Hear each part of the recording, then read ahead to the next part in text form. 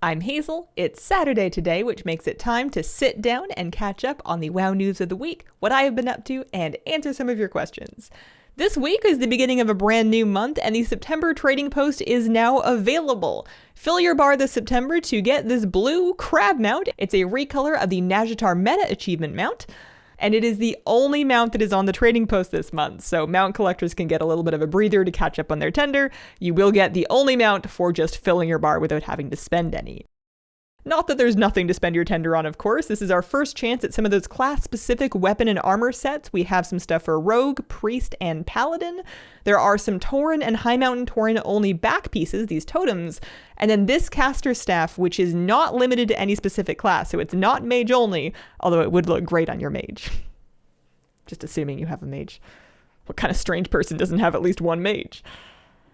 One other thing about this month's trading post is that in the news post where Blizzard announced the September goods, there was this extra line in here about how there will be some additional activities that will let you earn tender in the final week of the month, which sounds like a really great thing if you are procrastinating on getting your tender and you want to do it all in the last week. Say maybe you're like really addicted to Hardcore Classic, but you want to keep up with the trading post, but you can't bring yourself to put down Hardcore Classic just yet.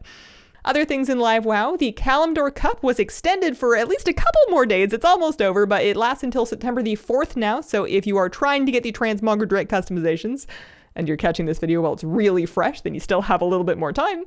The Eastern Kingdom Cup is coming as well. That is part of 10.17, and the event itself is scheduled in October, and that is going to reward those same Riders of Azeroth badges. So it's not clear to me if there's going to be different rewards for them, but it would surprise me if you couldn't use those badges that you're getting then to get the same stuff that's available now, since it's the same currency, and because the, the Dragon Riding Transmog wasn't particularly like Kalimdor themed or anything. Other things out now, the Secrets of Azeroth event has begun. Clues are going to continue rolling out over time. The first one has already been solved. Wowhead has posted the steps that you can follow if you like, and Blizzard has confirmed once again that you do not have to do the event when it is current. All of these things are going to release, and then you can kind of go back and do them whenever you want. This is not a limited time event, so no time pressure if you are feeling busy, but you do want to make sure you don't miss out on the Secrets of Azeroth stuff. It is all going to remain in the game for you to follow along with and do later. This also means that if you're like me and you're more of a read the guide and do the steps after the fact as opposed to a participate in the mystery and find out what's going on person, you can just kind of wait until people sort it all out and put it into a nice cohesive guide and then do it then. But if you do want to participate in the riddle solving as it unfolds, I would recommend getting into the Secret Finders Discord if you're not already, because that's where a lot of the good action is.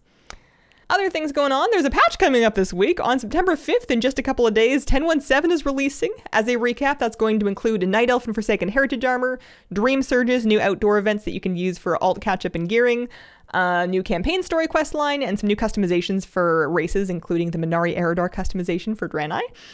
This is not the end of the season. This is not a new raid tier. That will be 10.2, which comes later in the fall, but there will be some things to do for those who have been looking for something fresh going on in retail WoW. And then in my week this week, I still did not get my Evoker Legendary.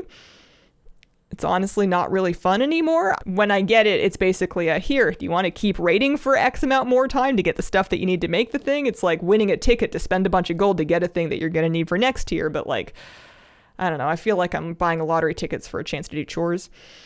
Maybe I should just pretend that I've never heard of the Evoker Legendary and just heal next year without it. And anytime anybody goes, Hazel, how come you don't have the Evoker Legendary? I'll go, wait, what? Who? Huh? And then just move on with my life. Aside from that, I have been having the most fun with Hardcore Classic. I thought I would try it. I did not think that it would get me this hard. I can't put it down. I have no interest in like transferring the characters if and when they die. Rest in peace, Hazel, the first warlock. It's not that I want to play Classic long term, but the challenge of trying to play Classic without dying in the safest way possible just makes every little itty bitty thing that you get to drop for you or that you accomplish feel like a huge victory. Like you farm some food and you get a 4-stam 4-spirit buff, that could save your life, you never know. I'm doing professions, I'm grinding mobs, I'm considering the safest way to pull packs. I'm getting so much more content out of the content because of how important it feels to be careful when you could lose the whole thing forever. I did die on my first character. She was level 15, my warlock, rest in peace.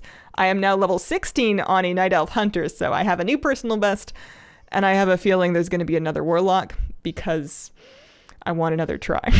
I want another crack at it. I thought I would be super tilted if I died, and I won't pretend that it felt awesome, but it just made me want to do everything different the second time. And then Moose is good. The poor guy is like in the middle of teething. I thought that he was done early somehow, but it turns out he hadn't started yet. It's easy to forget that he's a pretty young puppy because he's such a beautiful, big, smart one.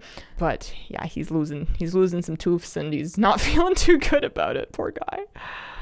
And then for any of our $10 tier YouTube members, there is a new Moose video for our September home video. I've done a sleepy puppy tour because he's very cute when he's sleepy, and because it is the easiest time to get any video of him without him being like a motion blur in the camera. And then questions for this week. CMC wants to know, with the release of hardcore servers, this signals a willingness to add to Classic WoW. Recently, people have started talking about Classic Cataclysm. What are your thoughts on it? I, gut instinct, don't think it's a very good idea. I will make a disclaimer that as a not long-term Classic player, like I'm pretty much always going to be a retail person outside of events like this. I don't feel like I get a huge opinion, but if I was going to have one anyway, for the sake of the conversation, I don't think it's a very good idea. I think it could maybe kind of sort of work if you re-released Cataclysm for Classic, but with the same ethos and the same lack of group finder and the same kind of level of quality of life that Wrath Classic had.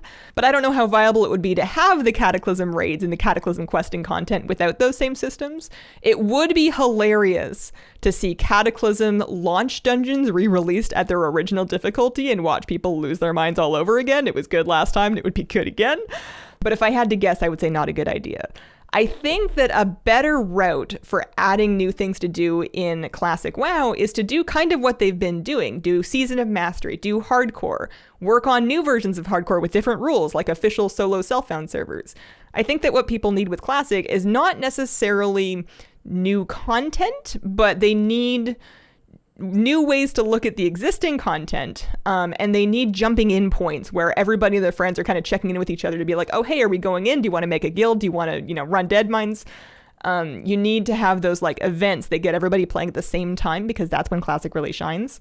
I think I'm just saying basically make more hardcore because I'm in love with hardcore, but there has to be some truth to why that format is performing so well right now. I think that the reasons that hardcore is so fun, whatever they may be to various people, could be taken as lessons that they could apply to future events and updates and things that they want to do with the Classic community. And then Susie wants to know, do you think Blizzard is ever going to bring in normal flying for Dragonflight? Kind of just want to be able to fly around the air, stop, admire the view, and be able to stop to look at my map to see what I'm searching for. I hope so. I don't necessarily want it for myself, but you are so far from alone, and it seems like a very harmless thing for them to let people do. My guess, and this is not confirmed, but my guess is that whenever they get around to adding the toggle option between dynamic flying and static flying, so like dragon riding versus regular flying, that toggle would hopefully, fingers crossed, also apply to the Dragon Isle, so you could then statically fly in the Dragon Isles, the same way that you could dragon ride in older zones and on a wider variety of mounts. I'm hoping that's what happens. We don't know for sure, though, so time will tell. And then that has been the week. Thank you very much for watching. If you have any questions for one of these videos, please leave it in the comments of the most recent ones and include the word question to help me find it. I appreciate you guys. Good luck and stay safe to any of my fellow hardcore journey enjoyers. And I hope you guys have a wonderful, wonderful day.